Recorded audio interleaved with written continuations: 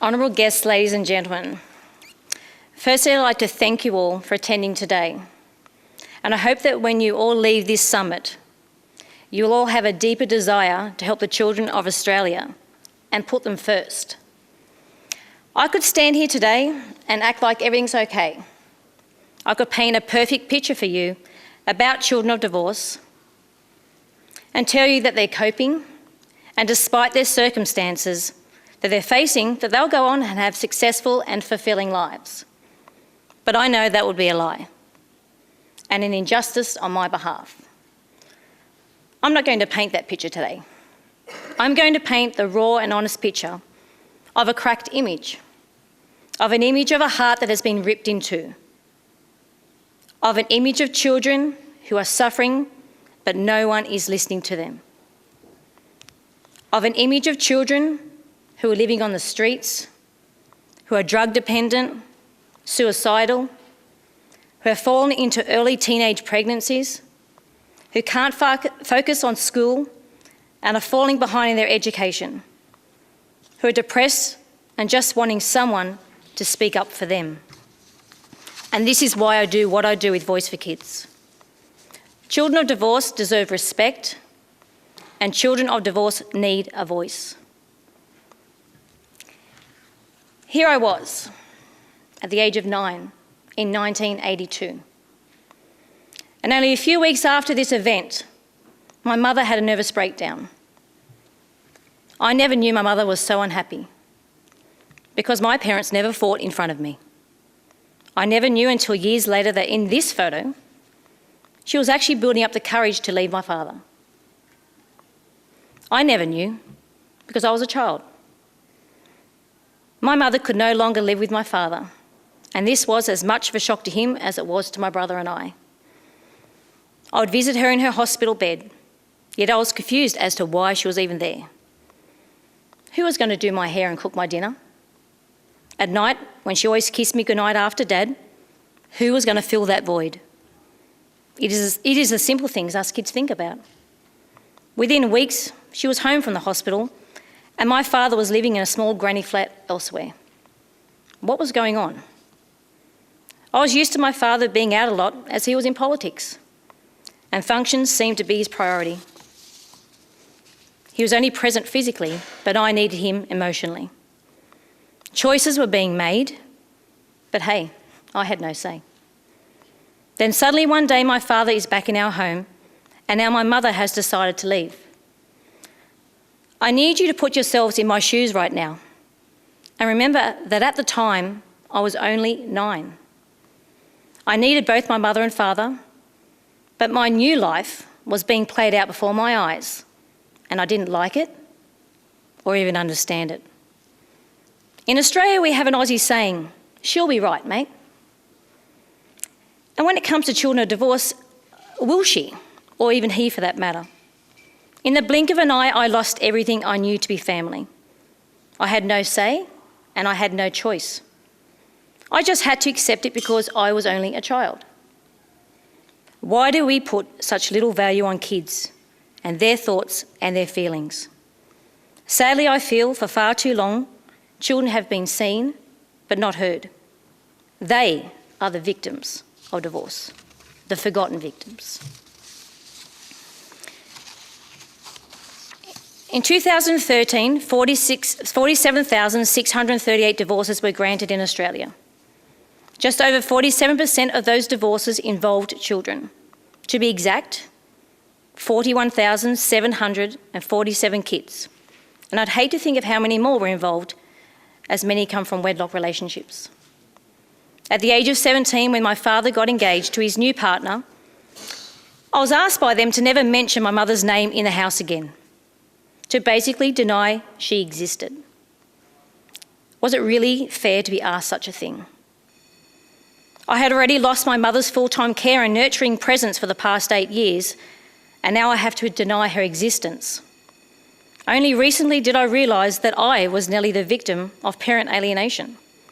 So to please my father, at the age of 17, I was to alienate my mother. No teenager in general wants to be told what to do, let alone be told to do that. I am proud of myself and for standing by my honest convictions and not denying my mother. But sadly, there are children right now who are being played in this ugly battle, and they are too young to speak up for themselves. Again, this is why I do what I do. So I called my mother and told her I needed to move out. So to show you the bigger picture here, even though I stood up for myself and my belief system by not denying my mother, I then lost my father in the process. And this month marks 20 years exactly that I've not seen my biological father, and he only lives 20 minutes away from me. For me, it was a no-win situation. But I am proud of who I have become, and I've always been true to myself. So all of this happened when I was 17. I needed structure. I was rebellious. I was starting to get out of control. I needed my parents. I needed them both. My dad only called me a few times when I moved out, and then the phone calls just stopped.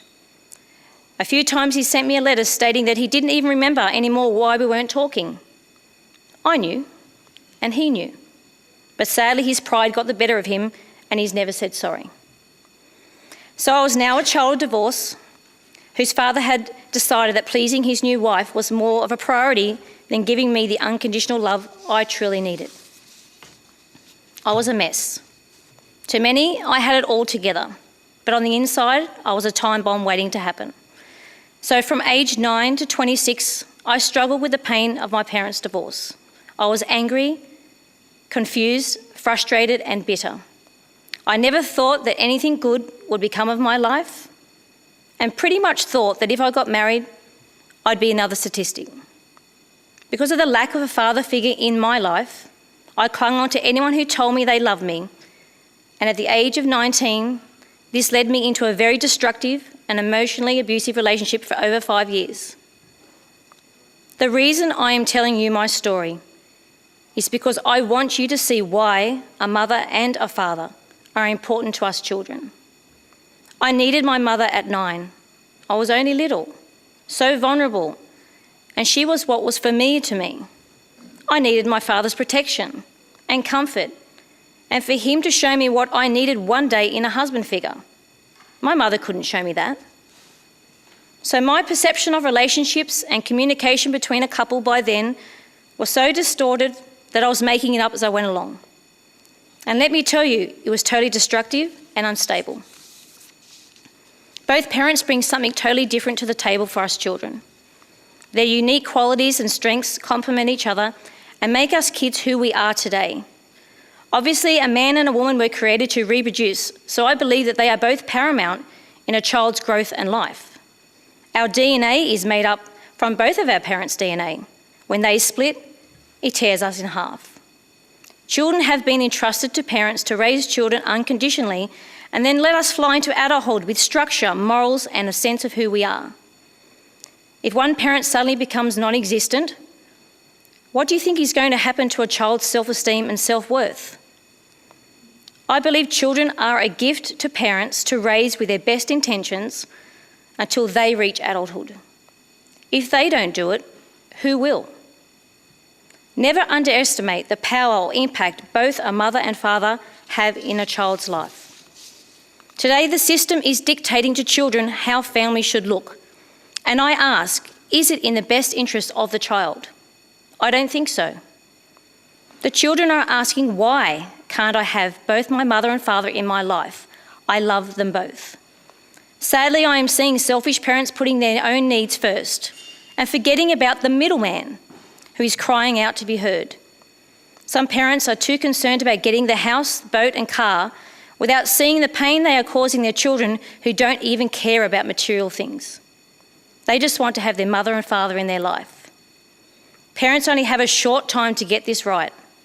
If they choose to ignore them, these kids go out into the world angry, disturbed, and with no idea how families should function. A mother can only be that, a great mother, and same with a father. I've told so many single parents, do not bother trying to be both parents to your children. It's a waste of time. You can only be the best you. We must remember that we are not talking about numbers or stats here.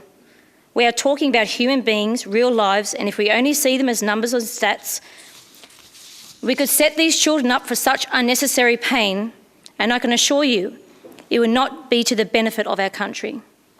In 2003, when I released 2 books about my personal journey of being a child of divorce, I believed, as I still do today, that children have the right to be heard.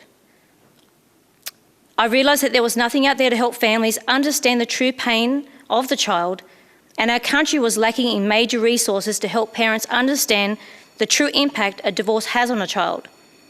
Over the past few months, I've been confronted with the pain and anguish of parent alienation, and I'm astonished with how many parents are being affected by this, and I feel it is such an injustice to the children. One situation my husband and I encountered recently was at a conference we attended. We witnessed a father with his 3 sons, and a mutual bond like we had never seen before. After the conference, I felt to tell this father what a wonderful dad he was, and you could see his eyes welling up with tears. 10 minutes later, we ran into him again, and he proceeded to tell us his story as he intrigued us. He was actually a single dad of 5 kids under 12. He wasn't present in a messy parent alienation court battle, being accused of things that he could not even fathom himself. The reason he was making every moment count was because that was the first time he had seen his children in 3 months. As he shared his heart with my husband and I just stood there and wept. I had seen firsthand the mutual and consensual love they all had for each other, and this was before I even knew his story. He told me how his eldest son said to him that day that he was sorry for all the bad names he had said about him, and that he realised his dad was not what his mother had portrayed him as. Sadly, the family court never sees this. I am asking you today, on behalf of the children who have no voice, to seek wise counsel before you make any rash decisions on any family debate. I have not been doing this for the past 12 years for nothing. I believe in the children. I believe they have a right to be heard. I believe they must come first. They must be the country's priority. The future of Australian children now lies in your hands. Thank you.